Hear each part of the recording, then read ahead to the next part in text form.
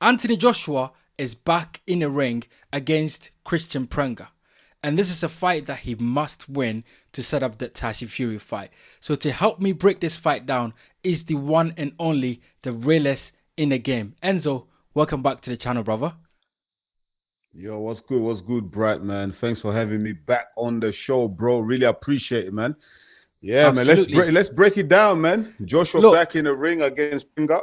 Let's break it yeah, down, bro. Let's get it. yeah, Joshua versus Prenga. For me, I think one thing that we have to take into consideration when it comes to this fight is Anthony Joshua coming off a serious accident in Nigeria. And I know that you're a boxing trainer. So, like, when you get a fighter coming into the ring that have been through something like that, what is the sort of preparation and the sort of mental preparation even for Joshua to come into this fight? Touch on that a little bit for me. Yeah, man. Look, all I'll say, like you just said it right there as well. It's mental, isn't it? Like, his last fight, if you want to call it a fight against Jake Paul, I wouldn't really call it a competitive fight. He's a YouTuber. His last competitive fight was against Daniel Dubois, and we already know what happened, right? He got sparked out, innit? He got absolutely battered, and then obviously he has the Jake Paul fight, then the accident. I'm an amateur boxing fight. I'm an amateur boxing coach. I'm not Yeah. like an elite boxing coach, but what I would do, I'll just be making sure that mentally my fighter is in the right place. So I make sure like the camp, everything is good. Like the conditions of the camp, everything like it's like top shape. Do you know what I mean? Like there's no distractions, Yeah. no friends, no girls, none of that nonsense. Like I'll make sure my fighter is locked in.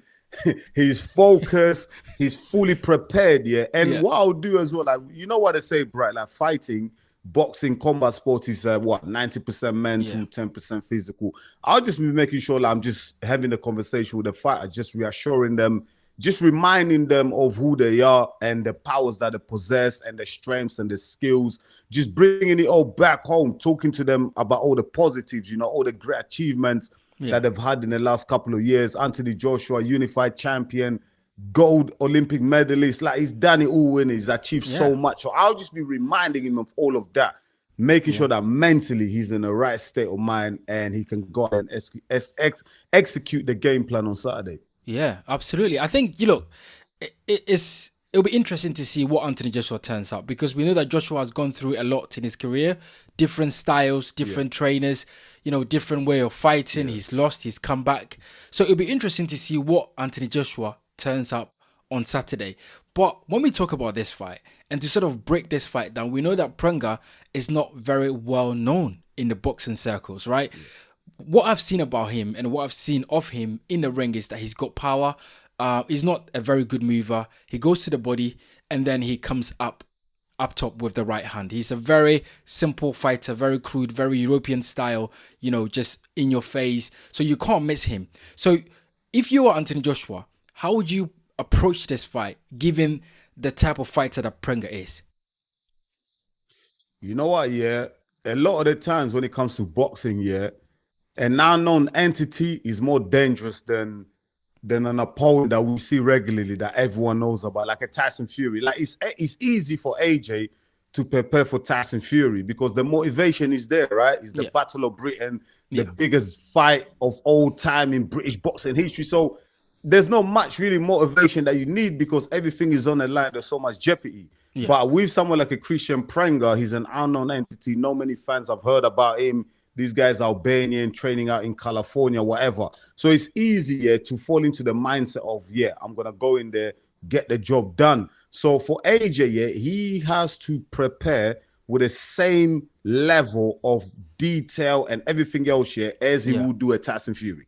Yeah. Because an unknown entity is actually more dangerous than the guy that you actually know. Do you know what I mean? So for AJ, for me, yes, you've mentioned Kristian Prenga and some of his strengths, but for me, if we get the AJ who we had between the years 2020, 2013 to Yeah. 2017, I'm talking about the AJ that's a destroyer, But AJ is that that uses AJ his athleticism, his strength. is that AJ even Go still on. there? Is that AJ even still We're there? gonna find we're gonna find out, innit? Like you said, the changing of coaches hasn't helped him because what's that done to AJ over the years? He's lost his boxing identity. Yeah. Like, do you know what I mean? First, he was the destroyer.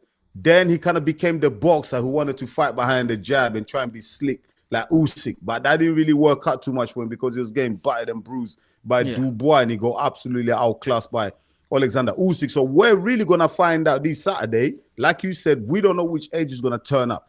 I'm just hoping we see the old AJ where he's not timid, he's not gun shy, he's not waiting for the moment. He goes for this guy and takes him out within the first to the 6th round. Yeah. I mean, the way I look at it is like, I know that Joshua is going to want to prove that he's back and he's back for real. So he's going to want to prove that he can beat the likes of Prenga easily. And he's going to want to prove that he's ready for the Tyson Fury fight. So I think Joshua gets in there and, you know, for the few rounds, he takes his time to sort of find out what this guy is all about. What can he do? What does he respond to? Just figure him out. And then I think he's going to step on the gas and try to get him out of there. You know, should it be an easier fight? Absolutely, because it's Anthony Joshua versus Kristian Prenga. But as you said, an unknown fighter is a very dangerous fighter. And this reminds me Look at Andy Ruiz. Yeah, I was going to say that. How many people knew Andy Ruiz? Exactly, I was going to say that. How many people heard of him before he sparked out AJ? You know? Exactly, I was going to say Anthony Joshua versus Andy Ruiz reminds me of this fight where everybody thought Joshua was going to blow Ruiz out and then he's going to have a big American debut and it's going to be great. And then he got in there and it was just unexpected, right? The results was just crazy. Total disaster. So, So I think Joshua has to be careful when it comes to Prenga and the way he approaches this fight.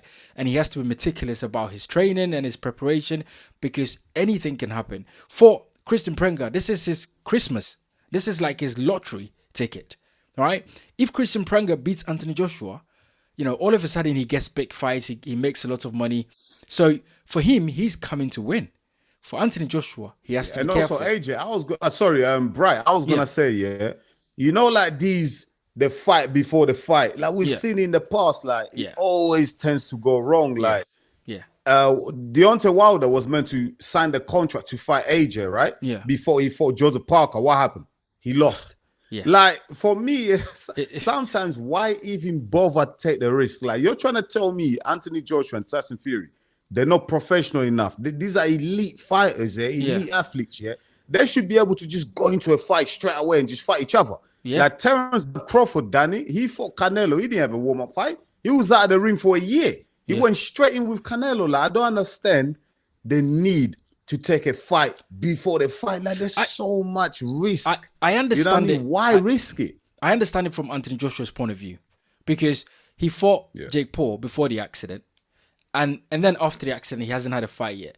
So I think it is unfair to ask Anthony Joshua to go into probably the biggest fight of his career against Tyson Fury without a warm-up fight. Like, you know, in all truth. I don't understand it from Tyson Fury's perspective because he's had his warm-up fight against Makhmudov already. But for Anthony Joshua, like, you know, he needs to know where he's at physically and mentally after the incident in Nigeria to make sure that he's ready to go into the Fury fight. So, as I said, I understand him from Anthony Joshua's perspective, but not from Tyson Fury's point of view because I don't think Fury needs to fight. Fury's having a charity fight, innit? He's having a charity fight, innit? But it's not needed. All proceedings will go to charity. No. Proceeds will go to charity. The thing is, Fury wants to prepare as much as he can because he's been out of the ring for a year, so-called retirement. He wants to prepare as much as he can to face Anthony Joshua. That's why he's having a second fight. So he shouldn't. In all actuality, Fury, after the Makhmudov fight, he should be ready to face Anthony Joshua.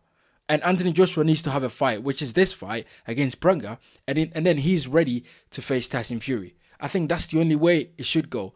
But of course, we're having this Tyson Fury fighting, Marius Wack and Anthony Joshua fighting Kristian Prenga. And then the fight happens somewhere in November this year. The truth is that Anthony Joshua has to win this and Tyson Fury has to win his fight. But Enzo, when we look at this fight, how do you see this fight ending?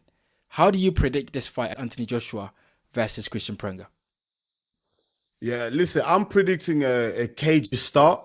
I'm predicting a timid Joshua.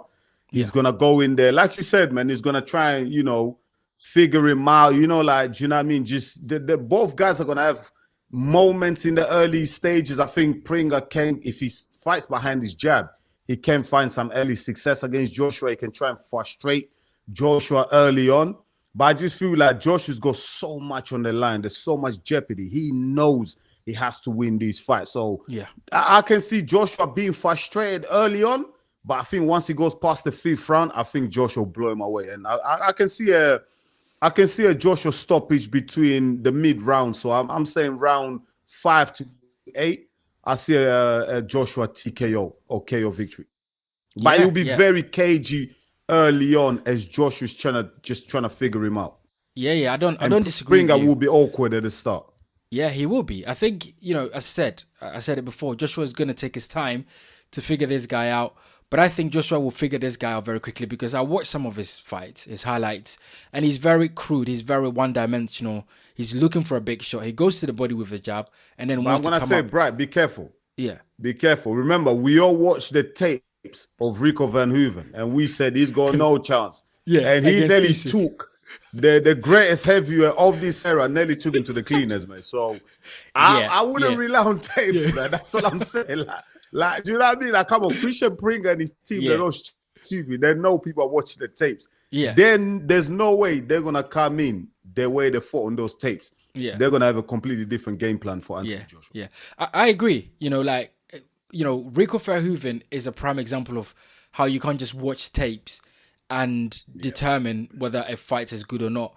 But I think Kristian Prenga hasn't got enough about him as far as I can tell. So I think Joshua gets in there, figures him out in the first 2 rounds, and I think Joshua gets him out of there within 6 rounds. I think Joshua knocks Kristian Prenga out. You're going 1 to 6. Yeah. I think between 1 to 6, Joshua gets him out of there. Either a knockout or the referee, has mercy on Kristian Prenga because he'll be taking a lot of shots, a lot of punishment, and I think the referee will just, stop Kristian Prenga and save him for another day. I think that's what's going to happen. I really do. Listen, I hope that happens because, like you, I want to see this fight between Anthony Joshua and Tyson Fury. Let's just settle it, get it done and dusted. I just don't want no banana skins. You know what I mean? Please get the job done.